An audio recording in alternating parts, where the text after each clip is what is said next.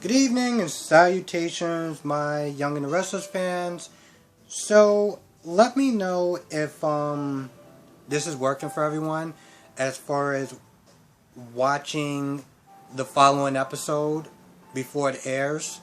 Because this is going to be the review for tomorrow's episode today.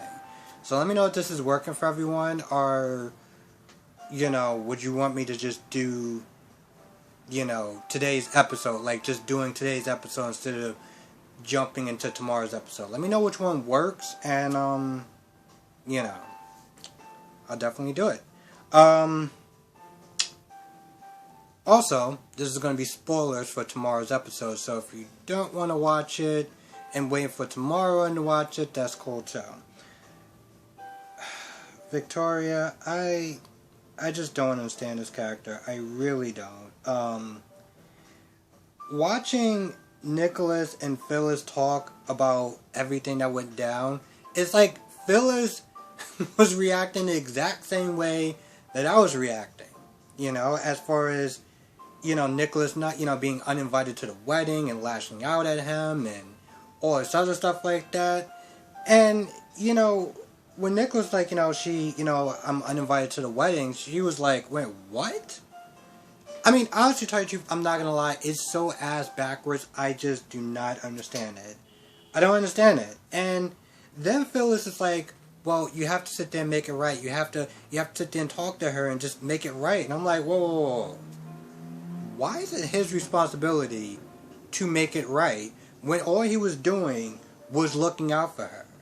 All he was doing was looking out for her. And this dude seemed like he's been lying since day one and just kept lying. And the only reason why he told, I felt like and a lot of people feel like, the only reason why Victoria knows more about his past is because he was backed into a corner. So I don't understand for the life of me of why Victoria's sitting there getting so pissy at Nicholas for, I don't know, being a good brother, looking out for her, trying to keep her away from a guy who is sketchy as hell, who constantly sits there and lies straight to her face, and then say, oh, well, this is the last secret. Apparently they got another wedding to go to, also. I don't really know what that's about. But they can't get there until the morning. That's what Jack was sitting there saying. Now, Jack was sitting there talking to some woman. I'm not going to lie. I'm still getting caught up on the names, but apparently, I guess at one point he was going out with Phyllis, and this woman was like, like I saw like some light and some happiness and some glitz or whatever in your eyes, and basically I felt like she was implying that Jack still has feelings for Phyllis, and Jack was like, yo, listen, I'm happy for them, this is where it's at, and I understand it, but I have a feeling that, like, it's a lot of bravado, and he still may have something for her. I don't know, because this is literally like my first week watching it, so I don't know the history of the players or anything like that, but maybe because it's a soap opera, I just feel like, yeah, he still may have a thing for her. Now, Victoria's sitting there talking to her mother, and again, I don't understand this woman. I really don't. She was, the way she was sitting there talking about Ashlyn, I think that's his name now. I called him Ashley, Ashlyn, Asher. Honestly, to tell you the truth, I felt like they just kept pronouncing his name so many different ways that I was like, the hell do I call him? But she seems like she's, when she's talking to her mother about Ashlyn and finding out, more about his past and stuff like that, as far as his real name, what happened to his friend, him taking his identity to get away from his abusive father, which, okay, fine. I get it. I think a lot of people would have done that in the beginning. But after a certain age, you want to tell me why didn't you just reclaim your identity? Like, that part really just doesn't add up. But after she talks about him, and she seems like she's having doubts, when Nikki says something, she gets all defensive, like, oh, but you say I don't love him? Like, I don't know. You You have a lot of doubt in your voice, and now you're sitting there talking about, oh, you think I don't love him or something? Yes, I do think you don't love him, but apparently with this woman, I feel like she's the type of woman that you can't truly be her friend. Like, she's the type of friend that you have to sit there and lie to appease her. That's just my take on the whole thing. And hell, and then after that's done, she talks about Nicholas and how she was all like, oh, well, he shouldn't have, because at first, when, I guess Nikki might have been asking, like, how did she learn about it or whatever. She's all like, oh, well, Billy, he couldn't just sit there and just mind his own business or whatever. And I'm like, listen, I don't know the history with Billy and you and Victoria, but honestly, to tell you the truth, if it was Billy, was he wrong? I mean, at the end of the day, they have kids together, and even though they're not together, I'm pretty sure he would want the mother of his children to be okay, knowing that she's going out with somebody who is consistently lying to her face. But he was like, no, it's Nicholas. And then she starts getting all pissy, and she's all like, oh, well, I pretty much uninvited him to the wedding. I mean, he shouldn't have went behind my back and went to Jersey. I asked him not to do that. Oh, so you just like being lied to then, right? Oh, okay. Now granted, to an extent, Nikki does kind of defend him, like, yo, listen, he just was doing out of a place of love and stuff like that, but it just seemed like she just didn't want to hear anything that, well, she had to say. What the hell? She kind of just, like, dropped the conversation, and I guess they went in another conversation. I don't know. I don't really get this chick, at all. Is this marriage supposed to be more than a marriage? Because it seems like they're getting married, but also it seems like their businesses are merging together. I don't really know what that's about.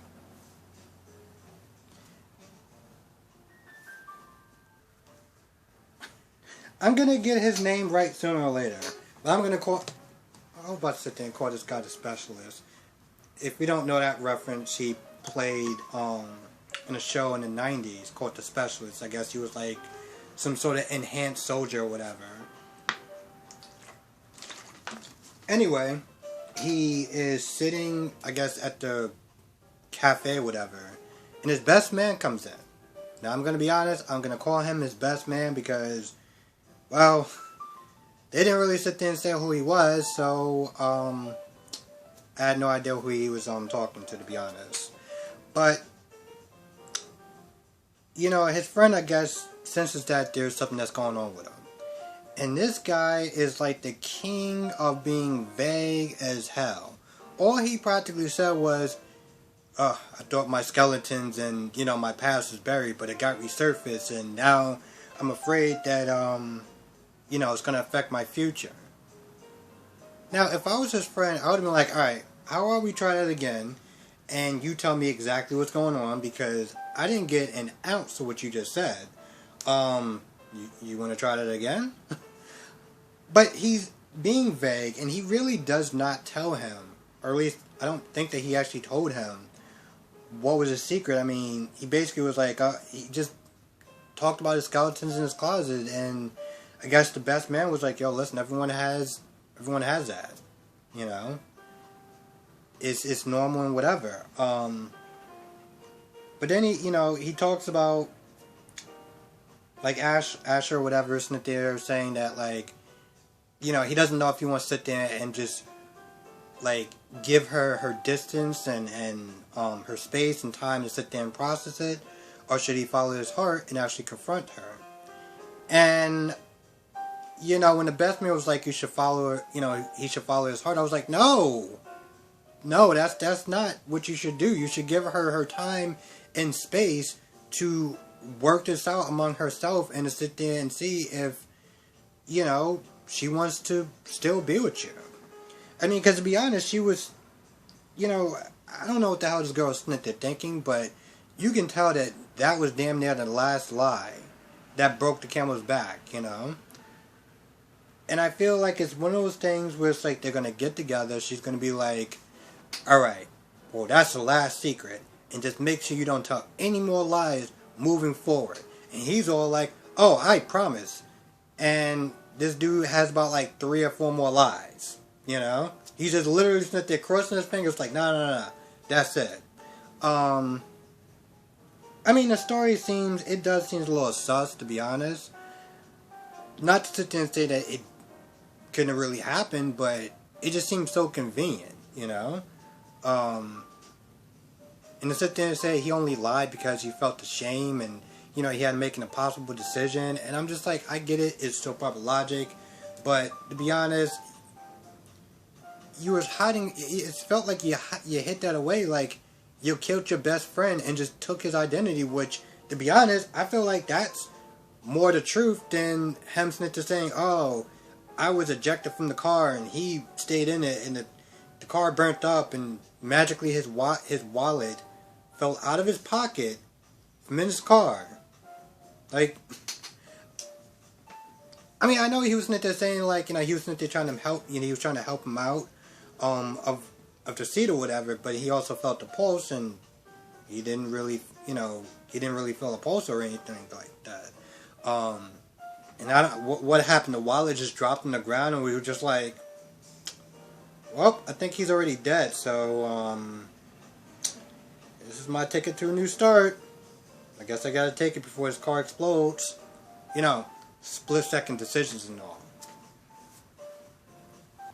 But he does follow his heart, which I was totally against, and he talks to Nikki. And Nikki is kind of like she's disappointed in him, and she's disappointed in the fact that his lies and stuff like that is affecting, you know, her daughter. So she doesn't really sit there and give him much, and he's like, you know what, whatever. And basically she says the exact same thing that he was supposed to be doing. Give her time and her space and let her come to him. He's like, alright, fine. So he leaves, and as I guess he's going towards the elevator, that's when Victoria comes in. So, I don't know what the hell is going on with that. I think the last scene is with Mariah and Tess. Now, when Tess comes back into the hotel, Mariah is pissed, okay? And she's pissed because practically, you know, Tess is sitting there telling, you know, her mother about everything that's going on between them as far as their problems and, you know, just all that stuff. So she's upset and she's like, you know, why can't you just sit there and come to me about it and just talk to me about it?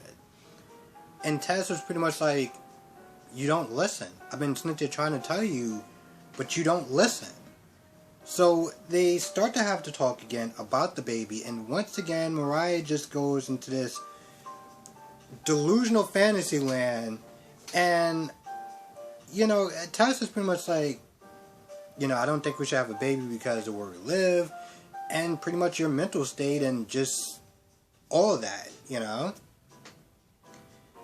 And every time Tess comes up with, you know, a reason of why, you know, maybe it may not be a good idea to have a baby right now, she's always there with some sort of, you know, counter offer or whatever, which just pisses her off and just proves her point of her not actually listening to what Tess wants. So they talk about it, and, you know, honestly, to tell you the truth, I feel like it was one of those things where it's like they kind of just had to stop talking about it, because in a way Mariah got really pissed off and practically was like, so you don't want to have a baby at all? And Tess was like, I do, just not right now. We kind of gotta figure out stuff out first, and then when the time is right, we can sit there and go down that road of having a child. But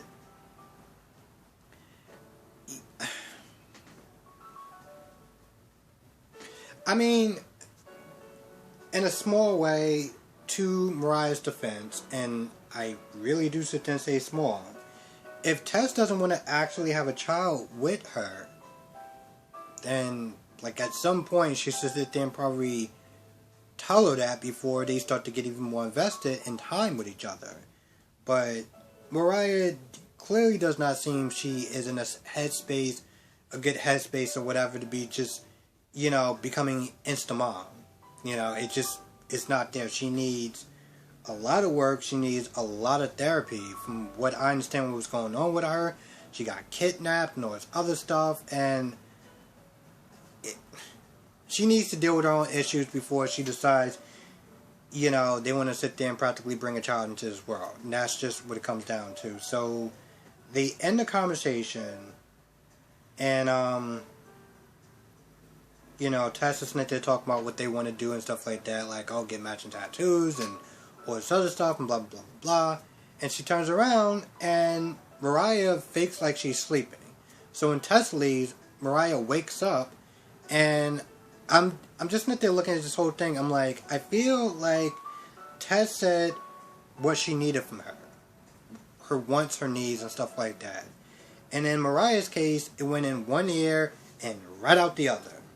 Like, that's literally how I saw that conversation going. She got defensive. She somewhat shut down.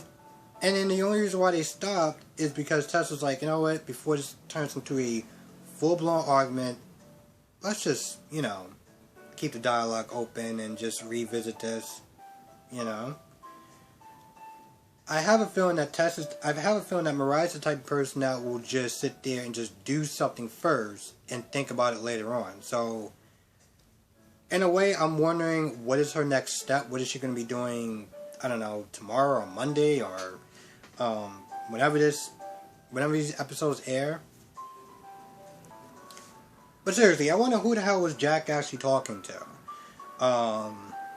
He was talking to her about something, and then then they just started having this conversation that, I mean, granted, I understand what most of the conversation is about, but they really had a conversation about, I don't know, people talking to them, like I guess their deceased loved ones or whatever, was that they're reaching out and talking to them, and then they just went into this whole, I don't know where they went at, but I'm gonna be honest, I kind of lost it. Like, I felt like they was that they're trying to have like a "This Is Us" moment, and it just like completely went over my head. And I'm not even gonna sit there and try to recreate what they were talking about, because I still don't know what the hell they were talking about. It went from talking about Phyllis, which I understood, and then it just went into this whole existential something that I was just like, yeah, I'm not gonna lie, I'm just kind of lost at this point. I think that's about it. Now the interesting thing about this show is that apparently it has even more characters. There was a woman that used to be, actually I think there's two. There's a woman, I guess there's two. There's two women that used to be on General Hospital. One of them was a DA named Margaret something. And I felt like she just became wasted on General Hospital. Like, literally wasted. So, I think she's now on this show. Because I saw, like, the previews or whatever to, like, the, I guess, upcoming next week or whatever. And she's in there. Then there's another woman that used to play Valerie on General Hospital. And again, she was another woman that I felt like they just started to waste her character towards the end of her run. And she wound up becoming on this show. I don't know what her name is, but she used to play Valerie on General Hospital. So I don't know if she's still on the show or not. I have no idea what the hell is going on. Anyway, with that being said, I think that's about it. If I missed anything, please write it down in the comment section below. I want to thank everyone for watching. Be safe. And again, let me know if this format is working. As far as doing episode reviews a day ahead. Or would y'all just rather me just do the episode of that particular day? Let me know which one works. And, I definitely will sit there and, do that. Anyway, with that being said, I'm going to go. Thank you for watching. Be safe. See you in the next video.